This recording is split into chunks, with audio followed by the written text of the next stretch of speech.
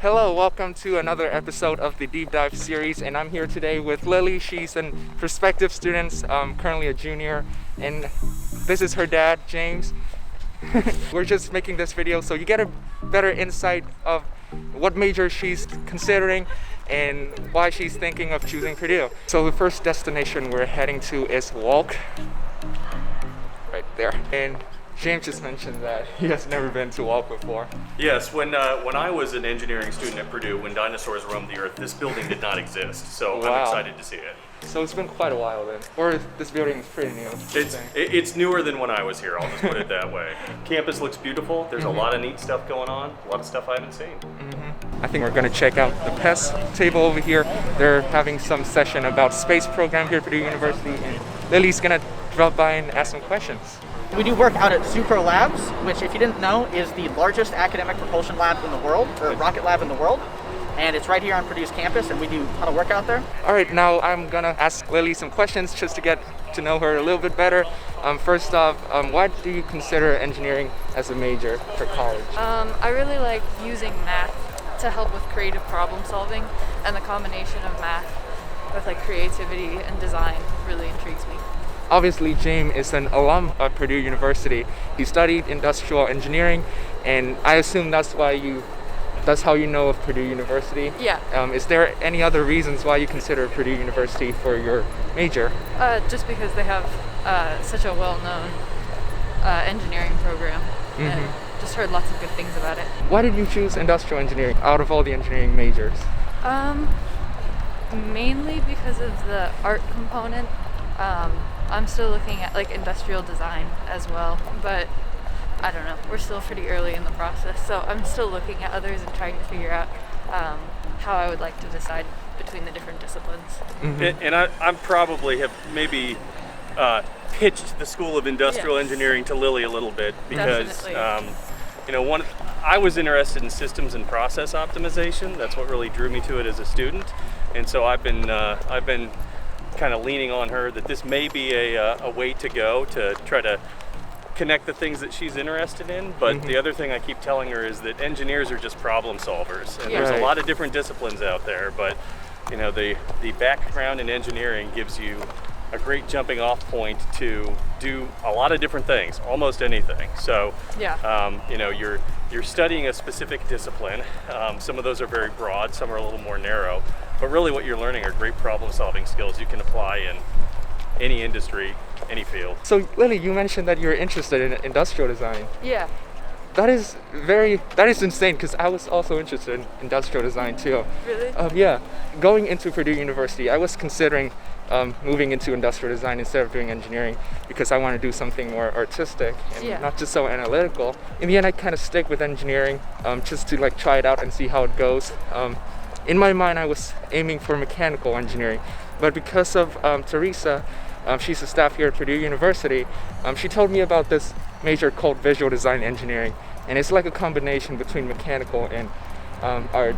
So if that's something you're interested in, I recommend you looking more into it. Most of the engineering majors here at Purdue University are ABET accredited, so you get your engineering license. So you can still do stuff as an engineer, but at the same time you can do more artistic and creative stuff. Okay. Cool. Yeah, just something to look into. I thought that would be interesting. Yeah. When I was here, multidisciplinary existed, but it was pretty small and was still pretty new. So it's exciting to hear about sort of the breadth of offerings that exist now, which I think is helpful because everybody has their own specific interests, and I think getting a chance to find the thing that you're passionate about and that really excites you, is really the key. My experience as an engineering student was probably the biggest predictor of success was, the willingness and ability to put your head down and grind through difficult work. Like, this is a challenging course of study, but if it's something that really, gives you a lot of energy and joy, that's what keeps you going. That's what makes it exciting. What do you look forward to the most in terms of like your college experience? I look forward to the courses, obviously, and also like the internships that I've heard about and getting to learn more about the different directions that you could take your major in terms of like future careers and the programs that they have set up with different companies.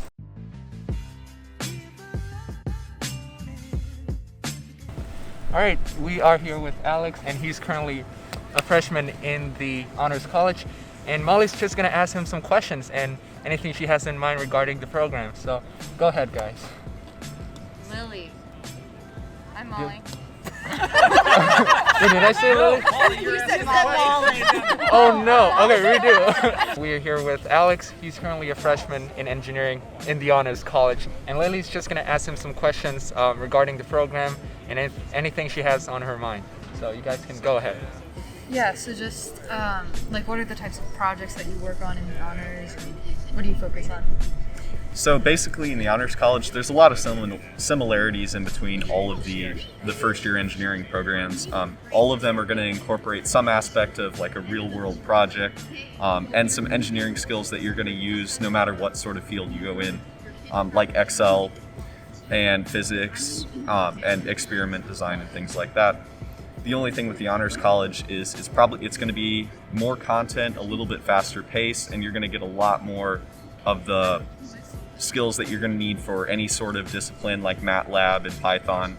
How did you choose honors versus other programs, and like what do you wish that you would have known going into it? One of the big things about going with the honors engineering is you get things like physics credit. So instead of having to take a separate physics class, you could just take that class. Yeah, so the advantage is you're learning, you're dipping your feet in basically to things that you would normally have to probably wait until junior or senior year to do, which is great because then you have those skills for whatever clubs you join or later classes. You're going to have lots of skills that, for instance, when I go into mechanical engineering next year, I'm going to have a lot of shared skills, but I'm going to have way more that just no one else has learned. I'm going to be able to do work more efficient, quicker, things like that. Well, did you look into the ethics or Goss Scholars program while you were applying for honors? I did briefly look into ethics, but not enough to. I should have looked more into ethics. I'm not sure. Now that I know a little bit more about it, I think I still would have chosen the path that I did choose. But there are people I've met who are completely happy with their ethics experience. They've learned a ton of things, gotten a lot of real-world applications and skills out of it. So I would recommend, unlike I did, everyone just research all your opportunities. Well, do you have any more questions, Lily, or is that everything? That's pretty much everything. Yeah, right. Thank you. Awesome. Thanks, Alex, for answering the questions. Absolutely. And I think we're gonna wrap up over here. Again, thanks, Lily, for joining us today. And for the viewers out there, I hope you learned something from this video. And as always, I'll see you guys in the next video. Thank you for watching, and I'm out. Bye.